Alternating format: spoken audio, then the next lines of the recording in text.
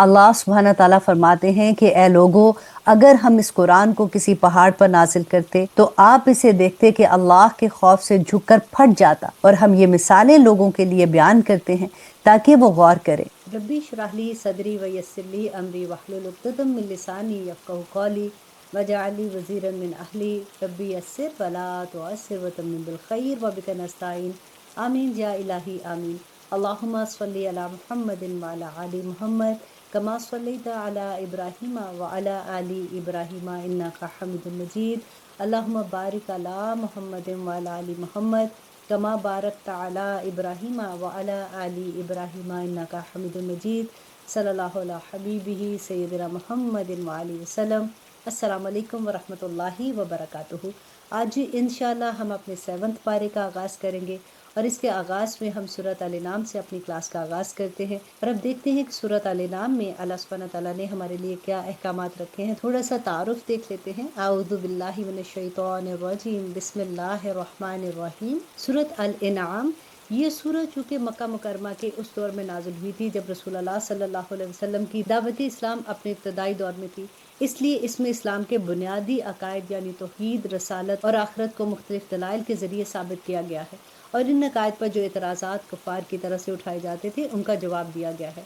इस दौर में मुसलमानों पर कुफ़ार मक्का की तरफ से तरह तरह के जुल्म तोड़े जा रहे थे, इसलिए उनको तसल्ली भी दी गई है कि कुफ़ार मक्का अपने मुशरिकाना अकायद के नतीजे में जिन बेहुदा रस्मों और बेबुनियाद ख्यालात में मुब्तला थे उनकी तरदीद फरमाई गई है।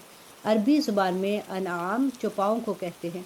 अरब के मुशरिकीन मवेशियों के बारे में बहुत से गलत अकीदे रखते थे। मसलन उनको बुतों के नाम पर वक्फ करके उनका खाना हराम समझते थे। क्योंकि इस सूरा में इस बेबुनियाद अकायद की तरदीद की गई है, इसलिए इस सूरा का नाम सूरत अल-इनआम रखा गया है। बाज़ रवायात से मालूम होता है कि चंद आयतों को छोड़कर ये पूरी सूरा एक ही मरतबा में नाजिल हुई थी, लेकिन अल्लामा अलूसी रहमतुल्लाह अलैह ने अपनी तफसीर रूहुल मानी में इन रवायात पर तनकीद की है। आऊज़ु बिल्लाहि मिनश शैतानिर रजीम, बिस्मिल्लाहिर्रहमानिर्रहीम। ये सूरा मक्की है। इसमें 165 आयात हैं और 20 रुकू हैं। शुरू अल्लाह के नाम से जो बड़ा मेहरबान और निहायत रहम करने वाला है। तमाम तारीफ़ें अल्लाह की हैं जिसने आसमान और ज़मीन को पैदा किया और अंधेरियां और रोशनियां बनाई। फिर भी जिन लोगों ने कुफर अपना लिया है वो दूसरों को खुदाई में अपने परवरदिगार के बराबर करार देते हैं।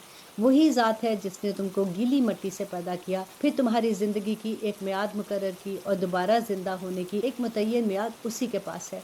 फिर भी तुम शक में पड़े हुए हो। और वही अल्लाह आसमानों में भी है और ज़मीन में भी है। वो तुम्हारे छुपे हुए भेद भी जानता है और खुले हुए हालात भी, और जो कुछ कमाई तुम करते हो वो उससे भी वाकिफ़ है। और आयत नंबर 4, और उन काफिरों का हाल ये है कि इनके पास इनके परवरदिगार की निशानियों में से जब भी कोई निशानी आती है तो ये लोग इससे मुंह मोड़ लेते हैं। चुनाचे जब हक उनके पास आ गया तो उन लोगों ने इसे झुठला दिया।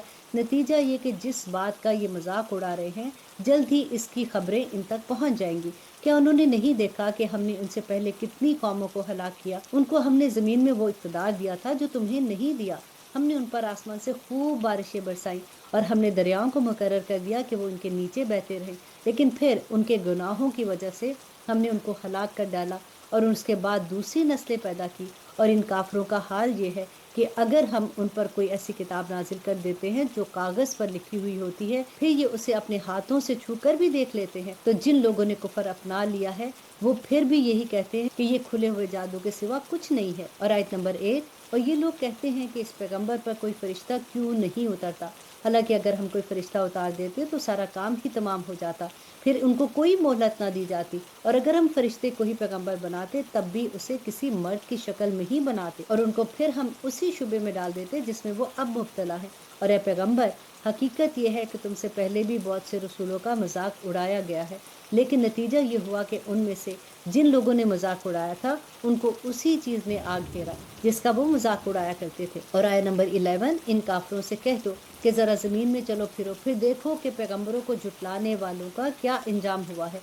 और इनसे पूछो कि आसमानों और ज़मीनों में जो कुछ है वो किसकी मलकियत है। फिर अगर वो जवाब ना दें तो खुद ही कह दो कि अल्लाह ही की मलकियत है। उसने रहमत को अपने ऊपर लाजिम कर रखा है, इसलिए तौबा कर लो और पिछले सारे गुनाह वो माफ़ कर देगा, वरना वो तुम सबको ज़रूर बस ज़रूर क़यामत के दिन जमा करेगा जिसके आने में कोई शक नहीं है। लेकिन जिन लोगों ने अपनी जानों के लिए घाटे का सौदा कर रखा है वो इस हकीकत पर ईमान नहीं लाते।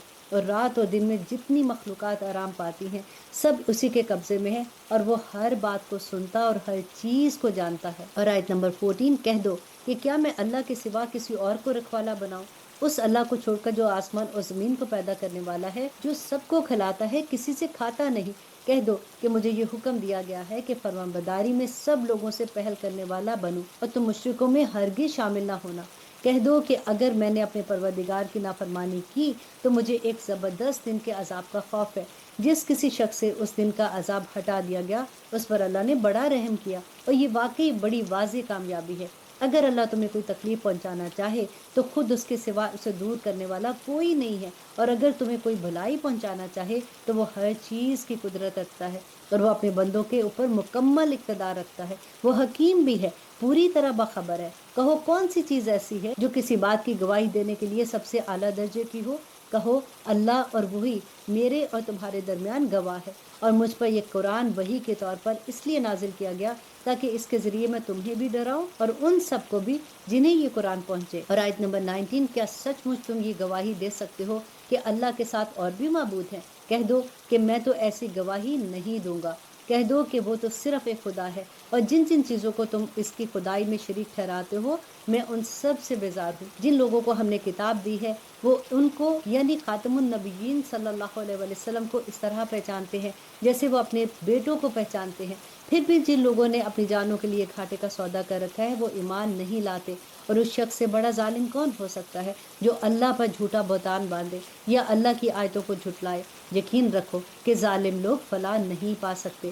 اس دن کو یاد رکھو جب ہم ان سب کو اکٹھا کریں گے، پھر جن لوگوں نے شرک کیا ہوگا ان سے پوچھیں گے کہ کہاں ہیں تمہارے وہ معبود جن کے بارے میں تم یہ دعویٰ کرتے تھے کہ وہ خدائی میں اللہ کے شریک ہے۔ اس وقت ان کے پاس کوئی بہانہ نہیں ہوگا سوائے اس کے کہ وہ کہیں گے کہ اللہ کی قسم جو ہمارا پروردگار ہے ہم تو مشرک نہیں تھے، مطلب یہ کہ وہ وہاں پر بھی جھوٹ بولیں گے۔ اور آیت نمبر 24 دیکھو وہ اپنے معاملے میں کس طرح جھوٹ بول رہے ہوں گے، اور جو معبود انہوں نے جھوٹ موٹ تراش کیے تھے ان کا انہیں کوئی سراغ نہیں مل سکے گا۔ اور ان میں سے کچھ لوگ ایسے ہیں جو تمہاری بات کان لگا کر سنتے ہیں، مگر چونکہ یہ سننا طلب حق کے بجائے ضد پر اڑے رہنے کے لیے ہوتا ہے، اس لیے ہم نے ان کے دلوں میں ایسے پردے ڈال دیے ہیں کہ ان کو سمجھ ہی نہیں آتی ہے، اور ان کے کانوں میں بہرا پن پیدا کر دیا ہے۔ اور اگر وہ ایک ایک کر کے ساری نشانیاں دیکھ لیں تب بھی وہ ان پر ایمان نہیں لائیں گے۔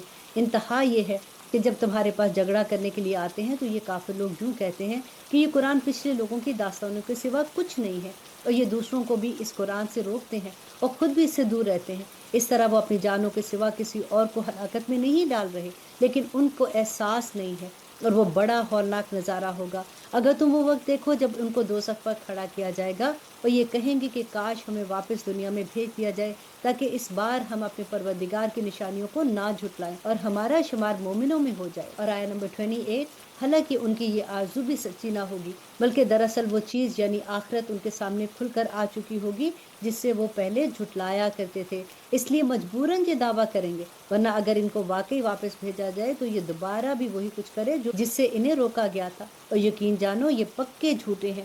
یہ تو یوں کہتے ہیں کہ جو کچھ ہے بس یہی دنیا کی زندگی ہے اور ہم مر کر دوبارہ زندہ نہیں کیے جائیں گے۔ اور اگر تم وہ وقت دیکھو جب یہ اپنے پروردگار کے سامنے کھڑے کیے جائیں گے، وہ کہے گا کہ کیا یہ دوسری زندگی حق نہیں ہے؟ وہ کہیں گے کہ بے شک ہمارے رب کی قسم، اللہ کہے گا تو پھر چکھو عذاب کا مزہ کیونکہ تم نے کفر کیا تھا۔